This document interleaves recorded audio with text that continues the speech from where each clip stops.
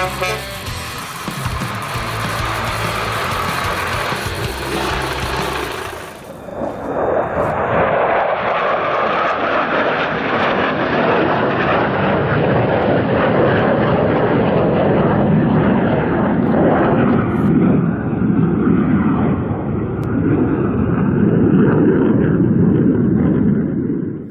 everyone, Rick, the Static Nomadic. Day 21 here. Just trying to get the rig ready to move, get everything put away, prior planning. And then I realized I hadn't diced up the hamburger that I bought 2 days ago.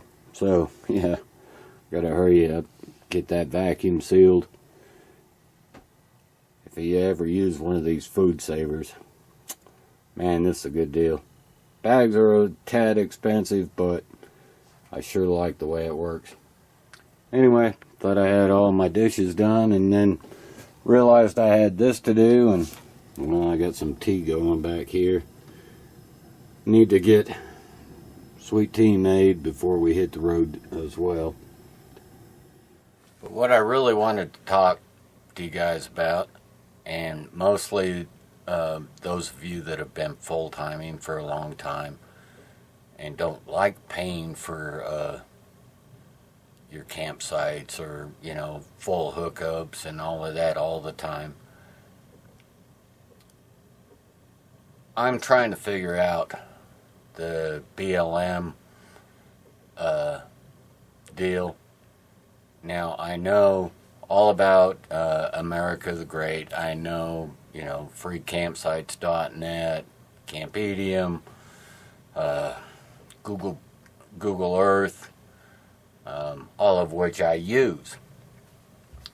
My thing is this America the Great pass worth getting? I don't want to get it and then find out that I still have to pay to get on BLM lands, or let's say I go down to Quartzsite for the winter, which I do plan on doing. Is that pass going to cover me getting onto the BLM land out there? Or am I still going to have to pay the LTVA fees? And I know that there's short-term parking down there as well. Does the BLM pass cover me in the short term? These are the things that I'm trying to sort through, and I have watched video after video after video. I've been on recreation.gov. And I don't know, I just can't seem to, quite wrap my head around, what's legal, what's not. It looks like dispersed camping in Colorado is totally legal. In the national forests, but not in the national parks. And I guess that's what the America the Beautiful pass is for, is to get you in the national parks. But then you still got to pay a nightly fee. This is what I'm trying to figure out. And my tea is done. Let that cool down.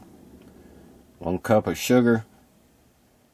I split this in between 2 of these bottles and fill it up to here with water, with 1 cup of sugar. Makes an awesome sweet tea. Basically what it boils down to is I can't afford to be paying for campsites every night.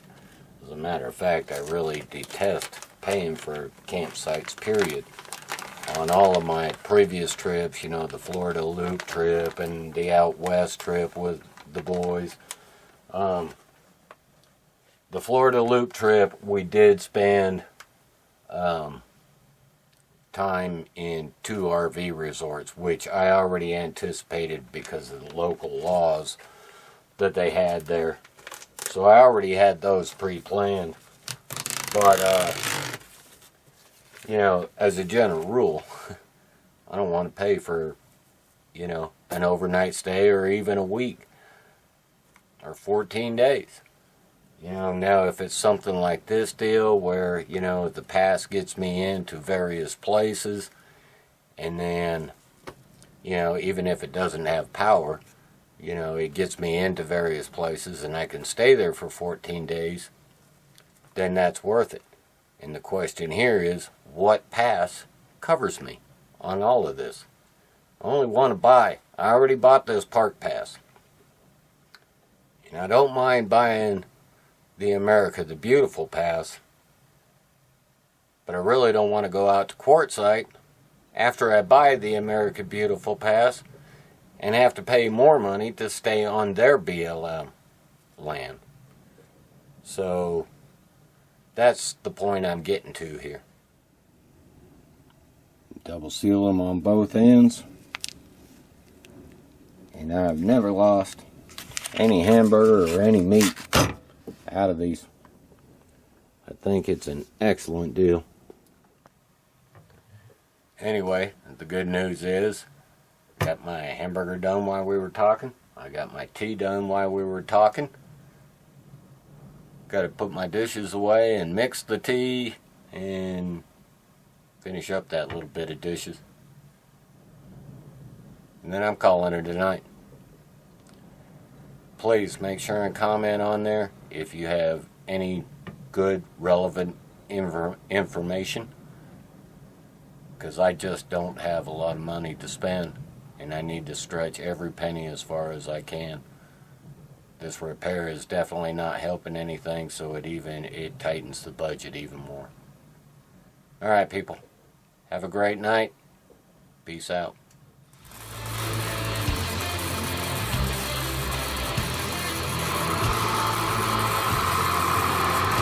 Thank you.